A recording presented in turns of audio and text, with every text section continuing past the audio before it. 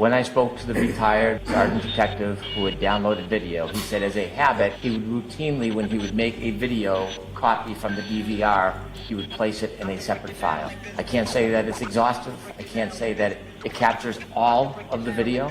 It's when he would make a copy, and it seems in this case there were select copies made. It doesn't seem that there was ever a time when somebody just copied the entire event.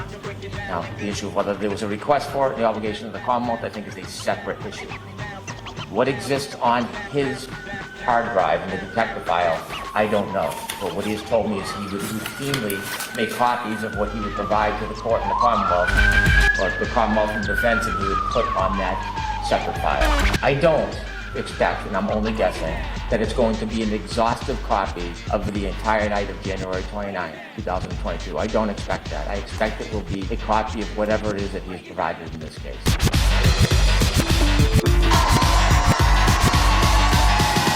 She just repeated the phrase over and over again, I hit him, I hit him. Google hypothermia. Google how long it takes to die in the cold. Did you either cut up the SIM card or rip it up? Cut it up or broke it. I observed a damaged rear right tail light. No nude so far. I hate that man. I truly hate him. These injuries were from an animal attack, possibly large dog. Yes.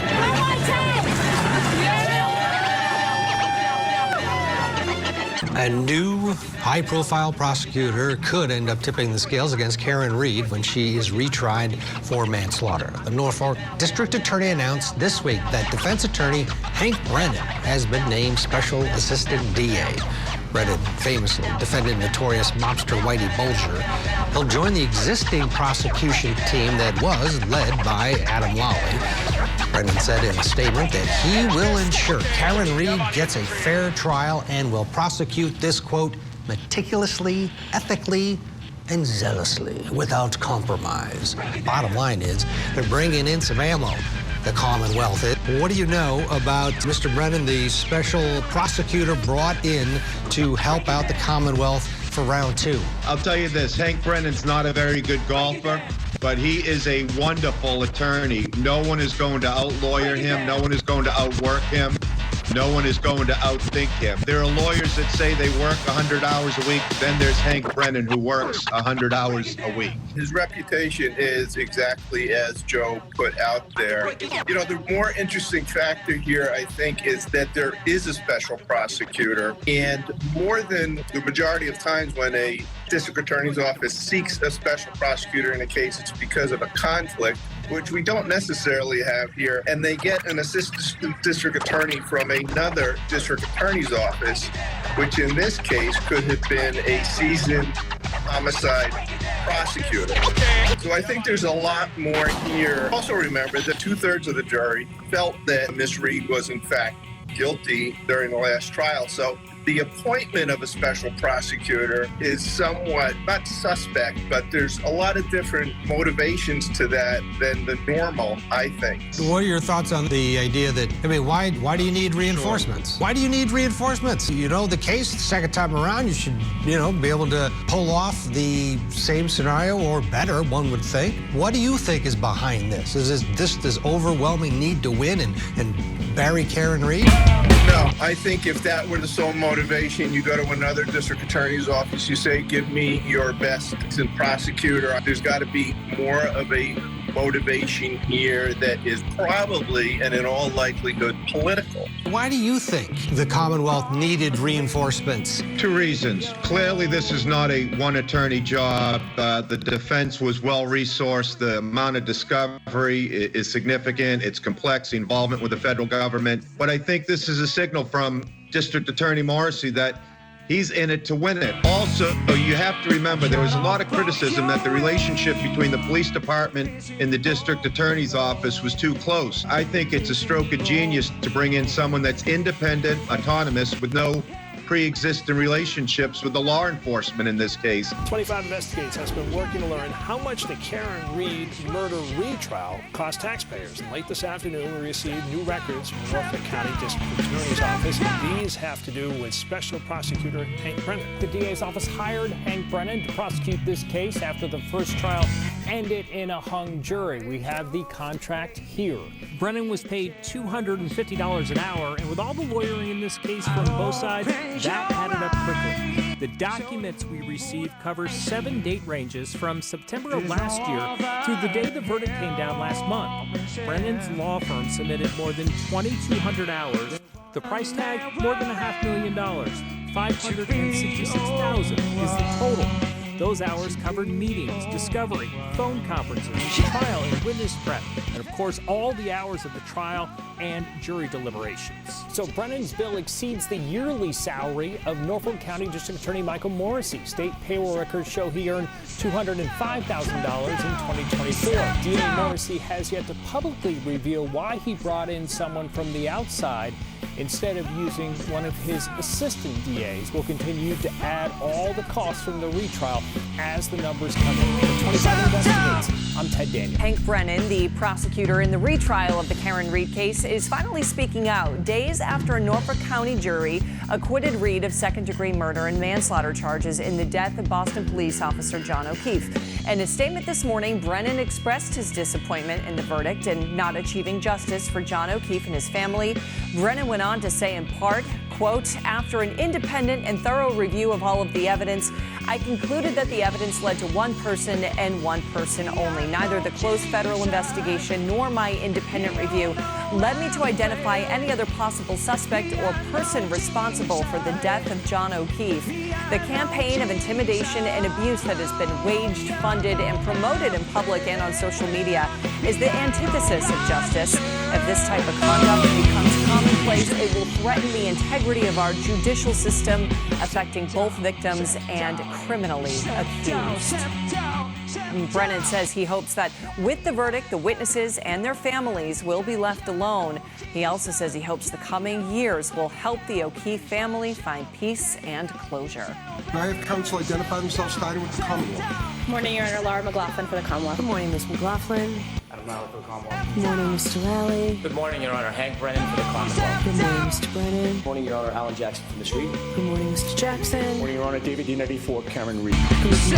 Dinetti. Good morning, Ms. Reed. All right, so to start, I'm going to start with the Commonwealth's motion to exclude defense witness Richard Green's debunked opinions. I'm going to start with the Commonwealth's motion to exclude defense witness Richard Green's debunked opinions. Debunked opinions. Richard Green's debunked opinions. Debunked opinions. Debunked opinions. Debunked opinions. So, after review of the pleadings, it's clear to me that the issues that give rise to the dispute do not invoke the gatekeeper function of the court. To me, it's rather a difference of opinions that need to be resolved by the jury. So I'm denying your motion. I'm not going to exclude the evidence. All right, so then the defendant's motion to recover expert-related expenses from the Commonwealth. I did get a response from the Commonwealth on this, so I need to hear, Mr. Jackson, what it is you're asking me to do and why. The court did receive the addendum filing the court asked for as well, correct? No, because I've been waiting for it and I do not have it, and I checked as recently as 5 o'clock yesterday and this morning. I'll get it. Okay. Do you have an extra copy if you want me? Because I don't want... The final copy was coming from Miss Little. When did she send it? When? Yesterday. I think I was on the plane. Margaret checked for me yesterday. Yesterday, I really do. I remember. Can you come here for 1 second, please? I got a question for you, better answer now. Did she send it to all the clerks like she's supposed to, or just Mr. McDermott? I think she sent it to everybody. No, Judge Reiniger did get something else. It wasn't this. It was from the Commonwealth, so I've been waiting for this, so I need a minute to read it. That was sent at 12:57 p.m. yesterday. I did not get it. No. More importantly, the Commonwealth got it, right? Yes, that's my copy I handed to counsel. Oh, thank you.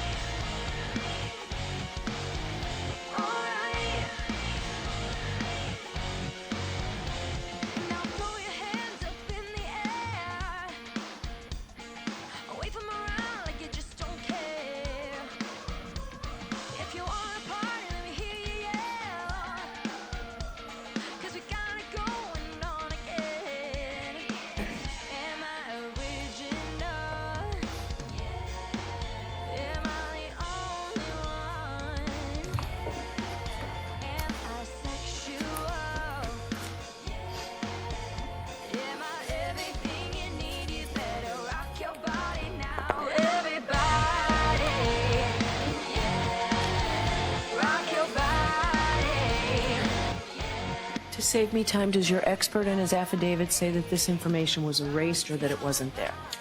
Wasn't there. Okay. It was erased by an operation of automation. But do I bother reading your expert's affidavit again so it's not in there? And I'll address what All our right. concerns are in my oral statement. All right, I'll hear you. May I? Yes. The court started by asking what is it that the equity and issue of fairness. This court maintains the inherent authority to issue sanctions when there is an injustice. And those sanctions can include something like cost-shifting sanctions. And there's a body of law that exists that deals with this exact thing. The case of the Committee for Public Counsel Services versus the Attorney General. That's at 480 Mass 700. It's a 2018 case. The court may remember what was, I think, pretty widely known here in these parts, which was the Amber scandal. Had a bunch of cases going back from 2010 all the way through. I'm very familiar with the case. All the way through 2018, and it culminated with Justice Gaziano discussing in his opinion, single justice opinion, exactly these types of things. And what Justice Gaziano said was, quote, the Attorney General does not dispute that the court has the authority pursuant to Rule 14, sub C, sub 1, to impose remedial monetary sanctions for a discovery violation, indicating that sanctions may be imposed under Rule 14 for failure to comply with discovery obligations, and sanctions should be tailored appropriately to cure any injustice resulting from a party's non-compliance with its discovery obligations. The real question before the court today, and really the only question before the court today, is has Ms. Reed suffered any prejudice based on blatant discovery and Brady violations by the Commonwealth? And the answer to that question is a resounding yes, she has. Your Honor, Ms. Reed, as the court knows, is on trial for her life, and she's been expending precious resources for some 3 years now, defending herself against provably false allegations. And at the center of that storm of defense are these Sallyport videos. It should be pretty straightforward, really. I mean, it's just a series of videos at a particular location for a particular time, and that time is January 29th, 2022, from midnight until 11:59. It's a 24-hour period, 23 hours and 59 minutes. Should be pretty simple, but it has been anything but simple in this case. We've been asking for a full download of every single one of those cameras and all that footage from January 29th, 2022, from 12 a.m. to 11:59, but we've never gotten it. When did you first seek it? We asked for the preservation on February 2nd, 2022, when Mr. Yannetti said retain and maintain all physical evidence. We've been seeking these videos since well before the first trial. We didn't get them before the first trial. Do you have a date? Do you have a date? I don't. I can certainly provide those, but it's been... I'd like that. I mean, that would be... I'll be happy to do that. It's in discovery request after discovery request after discovery request. Basically, there's also a catch-all. We've been asking for all physical evidence concerning video footage from Canton PD from well before the trial. We didn't specify which cameras because we didn't know which cameras had video footage. We didn't know how many cameras there were. But we didn't get anything from the Commonwealth, and I'll address that in particular in just a second. Mr. Lally didn't give it to us before a full download, before the trial. The Commonwealth didn't provide it during trial, and today, as I stand here, we still don't have it. And interestingly, Mr. Brennan does make mention in his opposition that, quote, at no time has the defense ever made a formal preservation request. I found that interesting for two reasons, and I have two comments about that. First, as the court record reflects, on February 2nd, 2022, I just referred to it, Mr. Yannetti filed a preservation demand for, quote, all physical evidence to be maintained. That DVR, the footage on the DVR, is physical evidence that was required, not requested, but required to be maintained by the Commonwealth pursuant to that demand. But second, and this is probably more important, it wouldn't have mattered if we didn't ask for it to be maintained. It wouldn't have mattered if we didn't ask for it to be preserved. This was a self-executing duty by the Commonwealth. As Justice Gaziano stated in the same case, the Committee for Public Counsel, quote, a prosecutor's core duty is to administer justice fairly. To fulfill that duty, a prosecutor is required to turn over exculpatory evidence to a defendant without regard to its impact on the case. The failure to disclose evidence favorable to an accused that is material, either to guilt or to punishment, is a violation of due process. Litigation strategy plays no role in this process. Under our rules of professional conduct, a prosecutor is required to make timely disclosure to the defense of all evidence or information known to the prosecutor that tends to negate guilt of the accused or mitigate the offense. And he cites Massachusetts Rule of Professional Conduct 3.8 subsection D. The Commonwealth's Brady obligation is self-executing, Your Honor. It wouldn't have mattered one whit. It wouldn't have mattered one whit. You got some pie, huh? Can I have a piece? It wouldn't have mattered one whit. Sure. Ooh, let me have some of that Cool Whip. What'd you say? You can't have a pie without Cool Whip. Cool Whip? Cool Whip, yeah. You mean Cool Whip? Yeah, Cool Whip. Cool Whip. Cool Whip. Cool Whip. Cool Whip. You're saying it weird. Why are you putting so much emphasis on the H? What are you talking about? I'm just saying it. Cool Whip. You put Cool Whip on pie. Pie tastes better with Cool Whip. Say whip. Whip. Now say Cool Whip. Cool Whip. Cool Whip. Cool Whip. Cool Whip. Cool Whip. You're eating hair. If we didn't ask for that footage, but it turns out that in fact Mr. Yannetti did ask that it be maintained. And the Commonwealth has still failed to preserve it. What we have gotten, it appears, are scraps and fragments of videos that the Commonwealth has decided on their own, within their own time frame, to dole out to us over the course of months and years. And included in that scrap and fragment was a video that was missing 42 minutes. The court is well aware of this video. It was heavily litigated and heavily referenced at the first trial. That's the exact time frame, the missing portion is the exact time frame that the SUV was being pulled into the Sallyport. We got that video on April 4th, just days before the first trial. Keep in mind, it's a video from January 29th, 2022. Another one of those videos was the inverted video that has now seen some fame, that the Commonwealth tried to sell to the jury as a true and correct copy of a video within the Sallyport, and we got that one after the trial started, in the middle of trial. You wouldn't know. So why were we getting videos from January 29th, 2022, 2.5 years later? And why were some of those videos altered or manipulated and not in their proper format? We still don't have answers to those questions. And literally, while we're asking that question and while we're pondering that question, a couple of days ago, we're getting yet more videos, scraps, piecemeal. We got another Sallyport video just a few days ago, this one showing the Lexus backing into the Sallyport from some exterior camera. And that also is exculpatory evidence.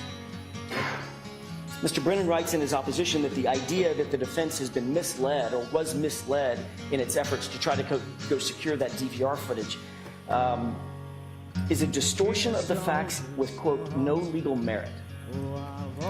Really? A distortion of the facts with no legal merit?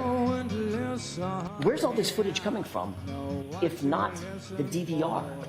It's the only place it was held. It's the only place it was captured. So of course we were misled by continually getting these piecemeal snippets of footage from the DVR, from the very source. Had to have come from there, coupled with the Commonwealth saying, and Mr. Brennan saying, yeah, come on out, you can have your expert come out, meet us at Canton, we'll provide the DVR, you can have him look at it, he can bring his equipment, download whatever you want from that 24-hour period. So what were we to believe? That it was on the DVR, don't mess with it. So I informed Chief Rafferty, tell your staff, don't touch it, don't mess with it, almost suggesting, intimating that it's my fault that we didn't know what was on the DVR. That's absurd also. How am I supposed to know what is or isn't on the Commonwealth? That was a sort of a liberal interpretation of the facts. What I actually said was, Mr. Brennan, do me a favor, if we're going to come out there, just don't have anybody download it in advance. Let's do it all together when we're all in the same place. That's what I said, and he accommodated that. He said, sure, we'll agree with that. So based on this history of getting these small clips from January 29th, we knew there had to be more footage. So when Mr. Brennan came on board, we made the request to him as well as the requests that we had made to his predecessors. We want all the footage for that 24-hour period. And lo and behold, we started getting more clips, more snippets, more piecemeal bits and bytes from that DVR. And one of them was a clip of Brian Higgins standing out in front of Canton Police Department in the parking lot in the freezing cold at 1:35 in the morning on January 29th on his cell phone. To punctuate the importance of that video footage, recall that this issue was raised at trial. We talked extensively. When I say we, both the Commonwealth and the defense, me in particular, spoke with Mr. Higgins about this issue. It was raised at trial, and Brian Higgins never once, not once, on direct examination or on cross-examination, admitted to having made a phone call in the middle of the night on January 29th. And yet now, after the trial, we get a video of him doing exactly that. And that also proves that he lied in front of a federal grand jury when he testified that he didn't have or make any phone calls in the middle of the night. That is called exculpatory evidence. And that's Brady evidence, and it was withheld in its entirety during the first trial and for the last 3 years. The reason I bring that up, Your Honor, it's against that backdrop that we then say to Mr. Brennan, kindly give us the footage. I don't want this piecemeal thing to keep going on. Just give us the raw footage. We'll send an expert. So the plan was put in place, and experts were retained, and flights were booked, and hotels were reserved, and transportation was arranged, and all at Miss Reed's expense. She's writing the check for all of this. And our expert flies out to Canton, walks into the room, and within 10 minutes, they open up the front plate of the DVR, and lo and behold, Commonwealth says and agrees, oh goodness, there is no footage. It was overwritten within 30 days. What? What could be more egregious? What could be more misleading than that? And what could be more important? How could that possibly be? So the expert calls me. Mr. Jackson, what do you want to do? And I said, I don't know. I'm not a tech expert. That's your job. I don't know what to do. If it's overwritten within 30 days, I don't know, maybe there's a log. Let's find out who has access, whose digital fingerprints were on that DVR, who downloaded the footage, when it was downloaded. What about these clips that we have? I'm very confused. So the expert goes back and says to the technician for the Commonwealth, Colleen Crawford, well, let's at least download the log. At least we can have access to that and we can start unraveling what's going on here. Oh, sorry, that's been overwritten as well. There is no log. You get no footage, you get no log. This was a complete and utter waste of time.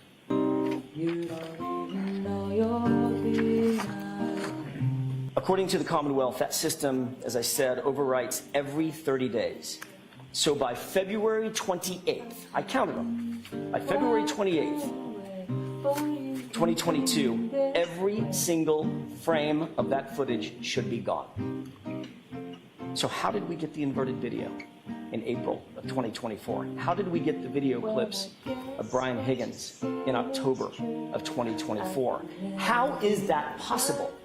The only explanation, Your Honor, is that the Commonwealth downloaded the entire system within the first 30 days.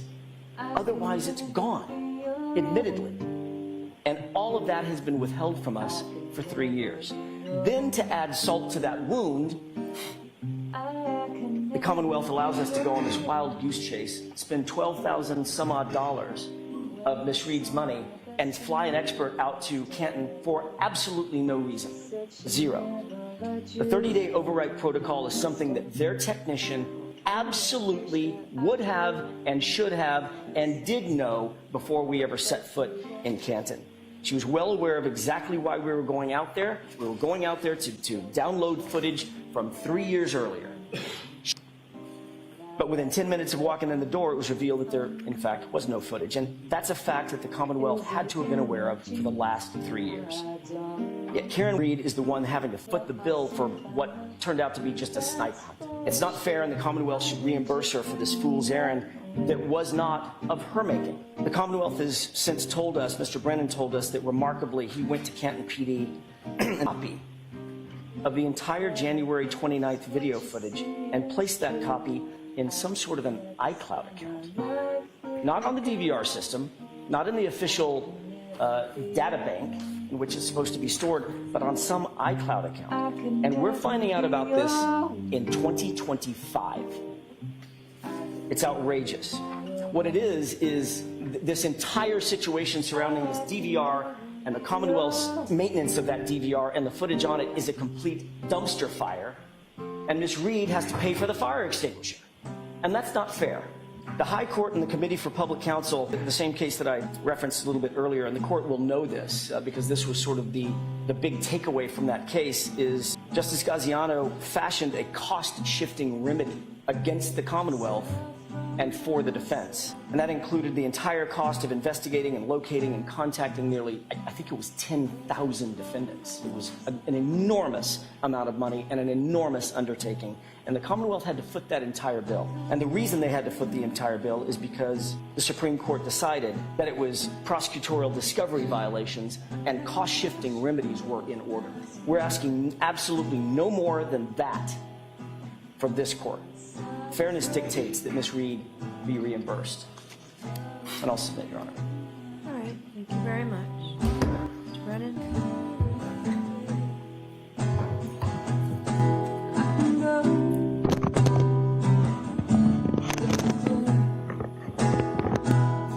It's notable that the defense purposely conflates two very separate issues. If you had a chance to read their motion, they suggest that they should receive costs because they hired an expert, came to Canton, and didn't receive the information they wanted. Yet today in the argument, they try to give you a historical complaint about the production of videos in this case. That is a separate issue, that's a Rule 14 issue, but that is not the motion before the court. The reason I suggest they conflate the issues is because they know their motion for costs has no merit whatsoever. And so what they're trying to do is incite facts, invoke this injustice they've created, so that the court looks at the motion that they actually filed and gets it distorted. It is disappointing to stand before a court and file an affidavit as an attorney and have someone else have a cross affidavit. Frankly, in my career, when that has happened on rare occasions, I find that embarrassing. There is very skilled and able attorneys in this courtroom, and to work out discovery matters and agreements is something that attorneys always should do. And that is what I've tried to do in this case. I have tried to give the defense the best opportunity I can to get whatever information they want, whether it is required or not required. Yet, I'm standing here today, and I have to now share with you my conversations with the defense. I have to share with the court my position, which is contrary to the defense, because they have lodged a motion asking for money that they are not entitled to. If I stand back and do nothing and remain the dignity of the court, then what happens is there are claims that just float out in nowhere, and a lie unchecked becomes the truth. So now I must stand before you, and I must tell you what happened. When I entered this case in September, and I began to look at discovery, I saw a video produced in August from the Canton Police Department, and we immediately turned it over to the defense. I began a study of the case and tried to articulate and account for all evidence and make sure the defense obtained everything that they were entitled to and more. The defense asked me to try to account for the video because they believed it had been an issue in this case. I looked through the docket. There was no motion to preserve videotape. I read the pleadings. Attorney Yannetti was meticulous in his motions to preserve. It was admirable. It was meticulous, the work he did. There was no motion to preserve, and that has some import.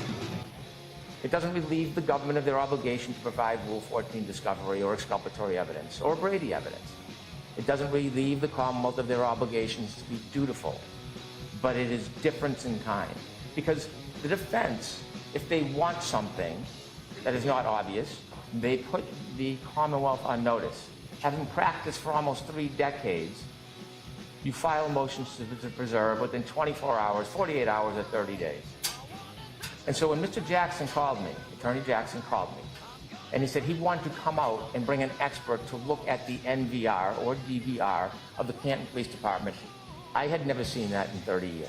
It's not part of our obligations. He's not entitled to come into the Canton Police Department with his own experts and download his request. But in the spirit of transparency and an effort to help the defense so there will be a fair trial and they can obtain all the discovery, understanding the history of this case, seeing that there was an August videotape post-trial, I wanted to do what I could to accommodate them.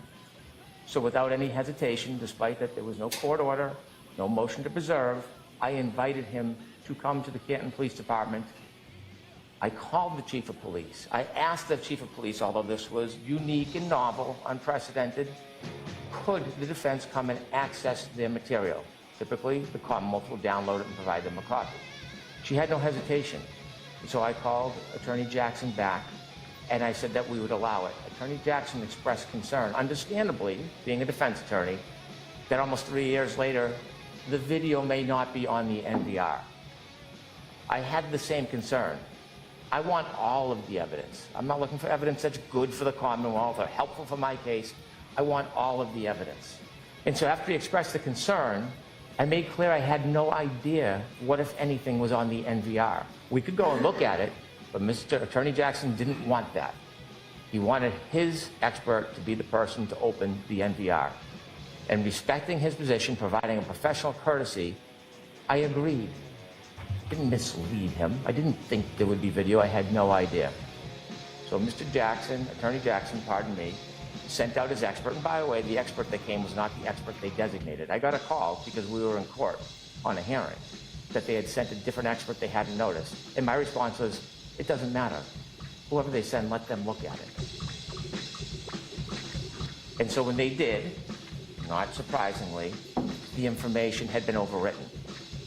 Now, while there was a 30-day override on that machine, I believe the defense expert knows that there was a backup hard drive which kept materials longer than that 30 days.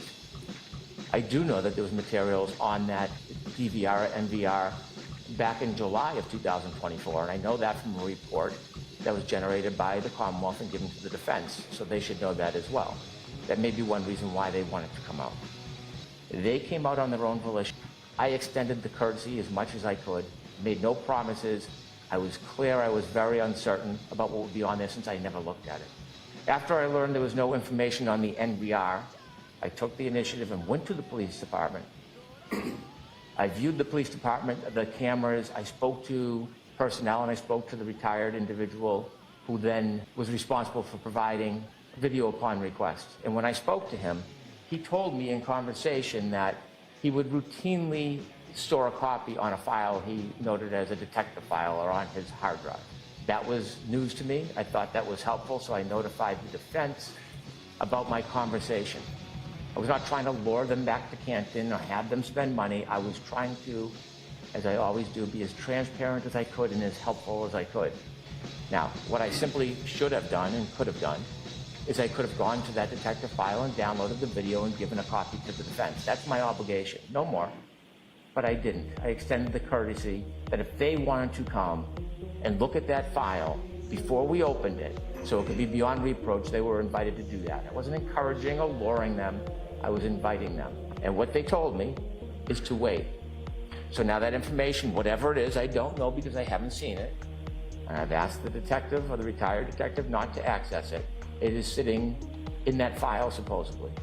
So at this point, it's the Commonwealth's position that we are going to go and download that information and give a copy to the defense.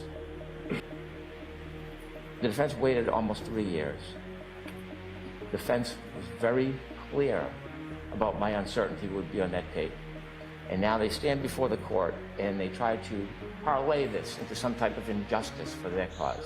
The case they cite, Commonwealth v. Frith, the district court was overruled in assessing costs because there was no egregious violation. This is not a Brady case. This is not a setup. This is the government providing information as the case progresses and evolves and changes and retools. So what we have now is information, supposedly, on a database that we are going to get and give to the defense.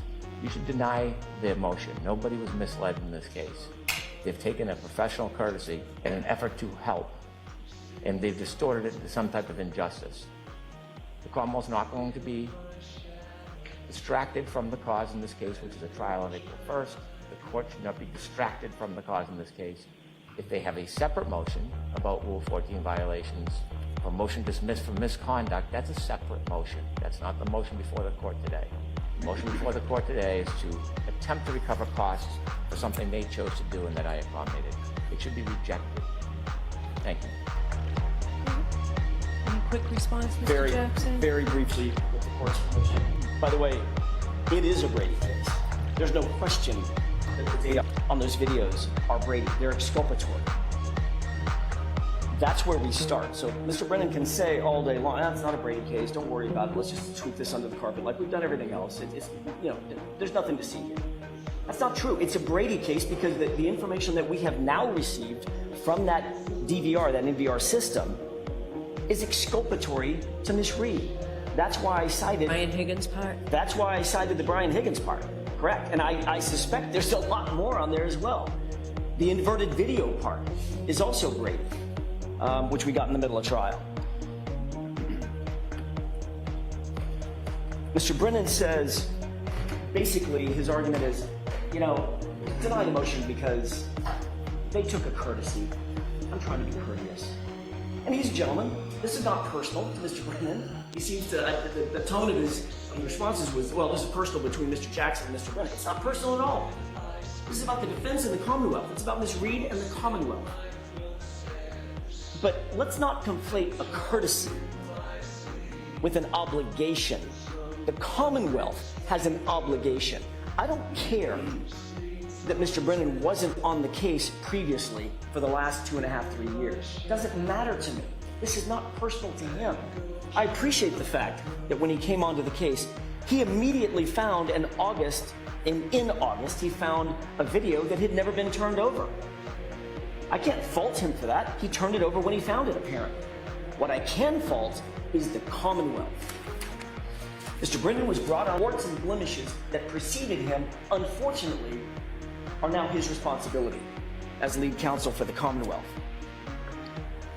He indicates that when he found out that we wanted to come look at the DVR and we had absolutely no right to look at that DVR, this was just a courtesy, etc. Well, that might be true if we hadn't made the request because we had been getting piecemeal videos from a DVR system that supposedly was overwritten. So the oral request by phone call you're talking about? The latest, right. To my request to come out and have an expert come out and see it. That's not just a courtesy. That's just good lawyering on his part and mine. You want to keep your hands clean, let's do it the transparent way. Have everybody come, bring their experts, whoever they might be, and let's download the stuff together. So there's no funny business, and everybody can wipe their hands and say, I didn't have anything to do with it except downloading the material, and whatever that material is, it is. That's just good lawyering. It's not a courtesy. He was doing that to protect his own and the Commonwealth's interests, and it was quite smart. Until he realized, because he didn't have any way of knowing it any more than I did, that there was no footage. It had been overwritten. Perhaps, certainly the defense was deceived. Perhaps Mr. Brennan was deceived. It indicates that he contacted Chief Rafferty, and she said, with no hesitation, yeah, bring him on out here. I wonder if that lack of hesitation had anything to do with the fact that the chief knew there was no data on the DVR. You can look all you want to. The bucket's empty. From her, you bitch! I have no idea about this iCloud account, or who owns the iCloud account, why this data on January 29th was moved from the DVR to the iCloud account. Mr. Brennan did say, do you want to have your expert come back out and watch as we download the iCloud account? And I said, let's defer that because this is literally, these are the contours of motion that's going to be before the court. And I still want to defer it because what I didn't want to do is pay another $12,000 or $15,000 for a second bite at this apple just to find out that iCloud account is somehow compromised as well. Can you record it? Can you have somebody that won't cost you $12,000 if you want to come out and just have someone record it as it's being done? Sure, I didn't mean to interrupt the court. Yes, I can certainly make accommodations other than flying an expert out and having somebody do it in person. That may be an option that we exercise. I may talk to Mr. Brennan about that because I still want to have some transparency on that process. But what I don't want is to throw good money after bad at this issue when she's already spent $12,000, $12,200 and something dollars for absolutely nothing. This is not a matter of courtesy. This is a matter of obligation. This was a matter of Brady. It's no different. And by the way, the case that Mr. Brennan cites, he indicated that I cited that case. I didn't cite that case. Mr. Justice Gaziano cited that case in his opinion in the committee case. And the ultimate opinion of that court was when there is a discovery violation, when there is a Brady violation, and there is no question that that's what's before this court. Blatant discovery and Brady violations. The court may remember, by the way, on the witness stand when these videos were coming in piecemeal, especially the inverted video, 2 or 3 witnesses all went like this. I wasn't the one that downloaded it. Buchanan. I wasn't the one that downloaded it. I don't know where it came from. It just ended up on my desk on a flash drive. I don't know where it came from. Everybody was pointing fingers at everybody else. Nobody could establish a single chain of custody for those videos, and we still don't have it. So Chief Rafferty's statement, yeah, come on out, no hesitation whatsoever. They can come look at it. I suspect it's because she knew it wasn't there. This was we were led in a circular runaround, and it was ultimately at her cost, and that's what. So didn't the two of you, when you talk about good lawyering, didn't both of you agree that it was highly unlikely it would still be there? Or are you saying that part's not true? Mr. Brennan told me that. I said, I'm concerned if we don't get out there fast. I don't know what the override protocol might be. So yes, I was concerned, but who cares? Well, that's no legal moment. What I thought and what Mr. Brennan and I discussed 3 years after the fact, when the Commonwealth has a self-executing obligation to provide that information to us because it's Brady. They also had an obligation pursuant to Mr. Yannetti's demand, not request, but demand to maintain that information. So where is that demand? Is that demand? February 2nd. I don't know what the docket number is. It was filed on February 2nd after arraignment. Here? Wherever the arraignment was, Mr. Yannetti. It was in the Stoughton District Court. But it's part of the case file. And it stays with the Commonwealth, and that obligation stays with. When was that filed, and did Mr. Brennan I haven't seen it. I know it's not part of our file, and you're talking about it as if it were here. Your Honor, I can't say with certainty, but I believe that it may have been submitted as an exhibit to a previous motion, probably early on in this case. Okay, I just wanted our record to be clear. Of course. I may have filed it as an exhibit. Attachment, but it was never any... Right. There was, I don't mean to cut off the court, Judge. It was never brought before me or a judge who had this case before me to be heard. So there was early on, and so many motions have been filed in this case, but early on I did bring a motion, I believe before Your Honor, asking that all of the Stoughton District Court motions that I had filed at arraignment and thereafter be ratified by this court. That is in our record. So I need you to find that. Happy to do it. And tell us when it was filed, the act. I need to see that. By the end of the day today, you will have whatever submissions we provided, and if it's not part of an exhibit, you will have that motion. All right. Go ahead, Just Mr. Chair. to answer that one question that I can't answer because I've seen the filing. It was filed February 2nd, 2022, court stamped.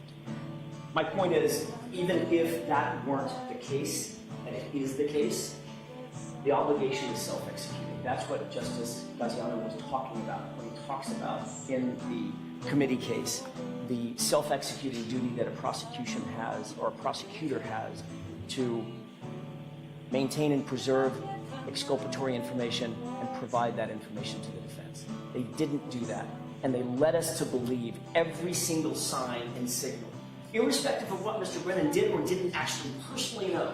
The Commonwealth's conduct in this case, from the beginning of the investigation to now, suggested that that information existed. The video footage on the DVR existed, and we were going out there to go on this wild goose chase at Ms. Reed's expense. I think we can all in this courtroom agree, none of this is our fault. We didn't do any of this. It's all on the Commonwealth's shoulders. It's all their responsibility. They should have to pay for what happened. We come out there for absolutely no reason. Mr. Brennan, I have a couple of reality bites, but that's what life is. So you don't know for certain whether this information was in fact downloaded onto the hard drive? but you suspect it is based on your conversation with the named gentleman in your affidavit? So there's two different systems. One's called the DVR NVR. That's the actual system that keeps all the footage that's recorded. That has been commonly is overridden every 30 days. Like has been overwritten. Statewide police departments. Yes, Your Honor. And that has been overwritten. Okay. And there is no information on that. Okay. When I spoke to the retired sergeant detective who had downloaded video, he said as a habit, he would routinely, when he would make a video copy from the DVR, he would place it in a separate file. I can't say that it's exhaustive. I can't say that it captures all of the video. It's when he would make a copy, and it seems in this case there were select copies made. It doesn't seem that there was ever a time when somebody just copied the entire event. Now, the issue of whether there was a request for it, the obligation of the Commonwealth, I think it's a separate issue. What exists on his hard drive, detective file, I don't know. But what he's told me is he would make copies of what he would provide to the court in the Commonwealth, or the Commonwealth and defense, and he would put on that separate file. I don't expect, and I'm only guessing, that it's going to be an exhaustive copy of the entire night of January 29, 2022. I don't expect that. I expect it will be a copy of whatever it is that he has provided in this case. And so he copied and to be provided to the defense. All right, so I do want you and Mr. Jackson to talk about whether within the next week you do have somebody video it, or at your expense you send somebody out at it, but let's get moving with that. I know you said you'd make a download a copy and send it. Are you satisfied with that, Mr. Jackson, or do you want to have someone there while that occurs? I at least want to noodle on that for a second, but I'll talk to Mr. Brennan about it. All right, I'd like it done within the week. The person has to be there within next week, or the Commonwealth will download it. We've got to get this case moving, and you want it, so it's got to be provided. The stall isn't my fault. Yes, we want it. That's why we asked for it in the first place. So let's try and work it out before you leave here today, okay? Sure. Your Honor, I'm happy to defer the defendant's request. I'm prepared to do it now. If they want me to wait, if they want to have somebody there, I'm receptive. But we're ready to do it now. All right, so I'm telling you to please wait, work it out, but no later than next week. Mr. Lee, is this you talking or the liquor? Did you want to leave her further? Your Honor, although I've come into this case late, I am the Commonwealth, and I have all responsibilities of the government's case in the history of it. This motion is not about a Rule 14 complaint or a violation. If the defense has a motion for sanctions or to dismiss or whatever the remedy is because they think they've been aggrieved, that would be a different motion. This motion is they're trying to get the court or asking the court to impose costs because they had their expert come out at their request, and they were very clear about the risks associated with that. This motion should be denied. It's a separate motion. We'll deal with that when it's final. If I had known that the defense was going to argue something entirely different, and that is the failure to preserve, I would have requested and I would have provided them with an exhibit. How about a freestyle? Taking this under advisement. Disturbing the peace. And do not wait for a decision from me on this about whether or not you send somebody out to get that video. We'll get started on that immediately. I stand at ease and make all beggars say please. Ain't giving but hard times to all MCs. See, I'm a cracker with more flavor than Townhouse. Or the contents of the defendant's phone more accurately. Please. In reviewing the discovery in this case, I learned that there was a search warrant for Miss Reed's phone. That search warrant entitled the Commonwealth to search for data that's outlined in what's known as addendum or attaches addendum A. Learning the history of this case, I further learned that because there was an assertion of privileged communications, there was an agreement that the Attorney General's office would look through the data on the communications, and they would identify any attorney-client privilege information, extract it, and then provide the information back to the government and the defense. I am not sure of the accuracy, but I learned or read that the defense was given an entire data copy, forensic download of Ms. Reed's phone years ago. When I looked through the discovery, it surprised me that the Commonwealth did not receive the forensic data. It received a report, and when we reviewed the reports, it had references to navigation information and Google searches, but did not have any of the forensic download. And so clearly, the Commonwealth has a warrant, is entitled not only to the PDF extraction, they're entitled to the full force of that proof, which is the data. I spoke to my experts, and they advised that they believed that the data would have more information than simply a PDF. And so when I learned this, I wanted to both scrupulously protect the defendant's rights, but I also wanted the data for our review. And so I limited my request for the data to navigation information in the Google searches. Although I do not believe it is required pursuant to the communication protocol, I asked the Attorney General's office to engage in that protocol anyways, just out of abundance of caution and respect to the defense. I contacted the defense. The defense offered their objection. I think it has no legal merit whatsoever. They don't have standing at this point, but I noted their objection. I believe, without certainty, that the Attorney General's office has gone through that review to make sure there are no communications. However, they expressed some reluctance to provide the information because of the existence of the communication protocol, and they did not believe there was enough clarity that there was a distinction between navigation information. I do not see that navigation information, Google information, or the other data that I want is covered by the protocol. I believe that protocol has at least partially already been followed anyways. Time is of the essence. This case is on for April 1st. There is what I believe to be relevant material, important information, including Google information and navigation information that we are entitled to. I don't want delay. So I filed this notice so that the court could give direction, either assuring the Attorney General's office that they could provide the information, or if there is going to be a protocol, which I discourage, that it's expedited. If there is something the defense wants to look at prior to me receiving it, it should be on a very, very narrow time frame. I don't think they have a right or entitlement to review anything I get. I think the Commonwealth is entitled pursuant to the search warrant. If they have a remedy, it's after we've already reviewed it, not before. And so I'm doing this to facilitate things because I'm mindful of the April 1st file, and we will pursue this information and use it if relevant. Okay. Is there an opposition? I don't have anything in writing. Your Honor, not really. The only thing that we expressed to Mr. Brennan was, and maybe I misunderstood his first communication we had on the phone. I thought that he was seeking something far broader than the search warrant. It sounds like he's staying within the parameters. It sounds squarely within the search warrant. So that doesn't bother me. I want to make sure that whatever information he gets is squarely, as the court just said, squarely within those parameters. On January 28th at 9:30 p.m. until January 29th at 5:30 p.m. And otherwise, I don't disagree that to the search warrant, he can get the work. I'm calling it raw data, but I think we all know what we're talking about. Not the PDF, but the underlying data. All right, it's squarely within the search warrant. Right. I do feel Mr. Brennan did not have to come to me or even you with it, but I do appreciate that you did so. So yes, so the AG's office knows that you are entitled to that information. You may have it immediately. Thank you. Okay. All right. So the motion regarding Commonwealth's motion for reciprocal discovery pertaining to employees of ARCA, and then if you go one step further than that, are we going one step further than that with the second motion today, or do counsel want to come to sidebar and tell me any information you have, or how do you want to do this? Whatever the court's most comfortable with. An open court or sidebar. I'd prefer to find out what's going on over in federal court at sidebar first.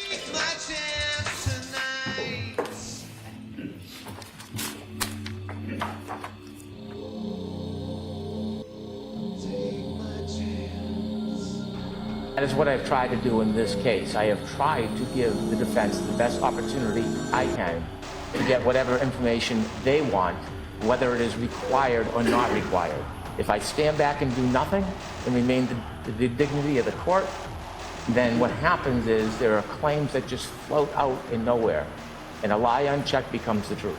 So now I must stand before you, and I must tell you what happened. The defense asked me to try to account for the video because they believed it had been an issue in this case. I looked through the docket. There was no motion to preserve videotape. I read the pleadings.